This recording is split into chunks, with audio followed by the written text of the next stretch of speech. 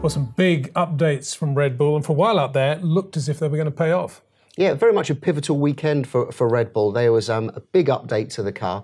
Daniel Ricciardo, before the race, was talking about a major update. People were expecting a B-spec. It wasn't quite that. It's still very much the same base car, but the aero has changed. And the aero's changed not so much in lots of very big areas, but lots of the concepts and the way they're shaping the airflow is going to be different on this car, and then different in the way they're going to develop forwards through the balance of this year and into 2018. So yeah, very much a directional weekend for what they're doing to this car. And just to put that into context, you've always said that this has been a relatively spare car, but spare in the minimalistic sense of the word. Yeah, a sparse car, very minimalistic. And when we first saw it, it lacked the complexity, particularly around the barge boards and the floor edges, which is the key areas people are working with the airflows this year.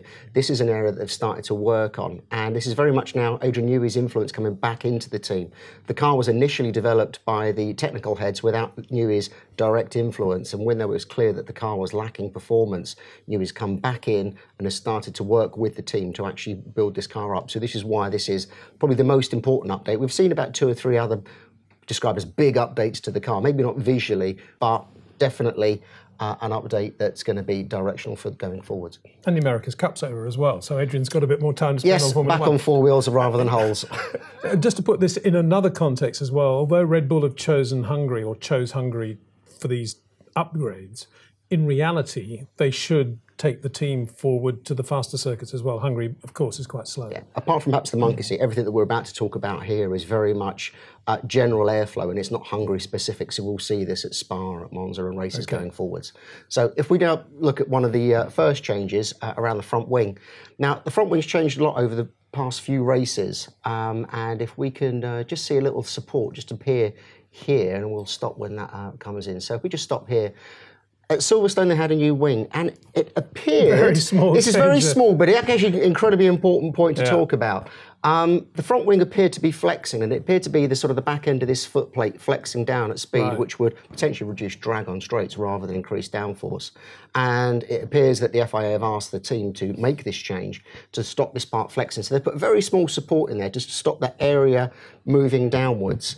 The team said that it wasn't flexing, the wing is completely legal, and this strut has no impact on its performance. But it just goes to show that the team are still working very hard on all the edges of the regulations in how they get performance out of this car. And they ran the weekend with and without that part on the front wing. If we then now just roll forwards and have a look at some of the other updates we've got on the car, obviously here you can see just the level of complexity that the front wing has. An unusual area of complexity is wing mirrors. Previously, again, if we just stop now, it was just a single stalk holding the mirror up. The mirror supports, although this area of the car is actually quite free in the regulations, mirror supports are almost completely unregulated. You could do almost what you want with it. You could turn them into a wing if you liked. So original mirror, fairly standard, has a small aero function, but that's probably the simplest one that you would typically see on the grid. Now the 2 elements, both really just there as aerodynamic aids, not to actually physically support the mirror because it's any heavier or different in that respect. But presumably now there's a big problem for vision, which is why the 2 cars ran into one another on the second corner, right? Yes, well, I don't think the mirrors were at fault there. Maybe it's the driver's eyes or depth perception. But mirrors changed, small aero feature. So if we now roll on and look at the next sort of changes that we've got, we come down to the area here in front of the floor. This is what they call the lower leading edge. And if we just now stop, you can see that they've added almost a Mercedes-like set of vanes to the floor. And for me, this is where we're starting to see the real big changes in the aerodynamics of the car, because there's all this airflow that's coming off the middle of the front wing under the nose and then hits the barge boards and gets sent back down the rest of the underfloor. This area here is really influential. So this is where they're starting to play about with the pressure distribution under the car. And we will see more and more bits and pieces like this added to the Red Bull as the season goes on. This is where the complexity is going to start to appear. Then just roll on. There's again, and just to sum up that little area, presumably there's a little bit more downforce as a result, and that's what the boys were feeling in exactly. Hungary. That's all working the underfloor, working the diffuser, so the whole underfloor is creating more downforce. The other change, equally important for rear downforce, getting that diffuser and the underfloor working, is the side pods. Old side pods here, relatively small inlet, but quite rounded. You can now see that it's slightly reversed, curved on the bottom edge, which creates a bigger undercut. Not as extreme as what Ferrari are doing, but this is what all the teams are trying to do. And this creates downwash. The air hitting the side pod now gets pushed down, goes around to work over the floor and over the diffuser, which creates more downforce. So again, it may seem like a very small change, but it's very influential on how the car creates its downforce. But why wouldn't they have done that initially? The inlet size is partially to do with how comfortable they are with cooling, and obviously with revised engines and with a new car with very different airflow around it, they need to understand how much cooling they can get away with. So they would have changed that.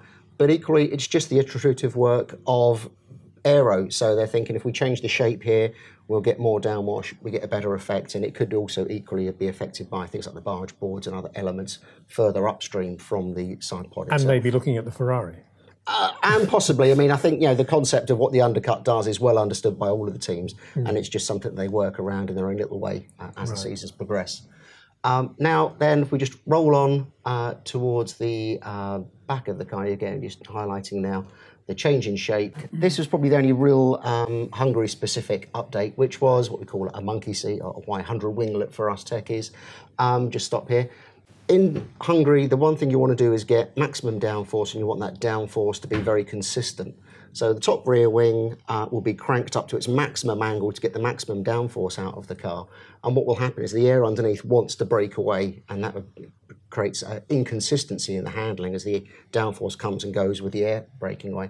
So what they do is they add this monkey seat, often blown underneath by the exhaust, and that just keeps the air pushed up under the rear wing, which means that during these longer corners, the driver gets a much more consistent feel from the car because the downforce isn't varying as much. So that's the kind of the final update. We probably won't see that in the next couple of races. That will probably appear again in somewhere like Singapore. And what sort of rear wing do you think they'll have at Spa? Do you think they'll go for very, very small, I would imagine. Red Bull always go very well at Spa. And will it be delta shape, do you think? Or it will certainly be a lot shorter. It's not always very easy to see when you actually see the wing on the car, but the wing itself will be shorter, it'll be much flatter, and the number of louvers that you see in the end plate will be reduced because the wing is so much flatter than it is normally. But typically they go very well there. They have an aero package for that race. Be interesting to see what they come up with.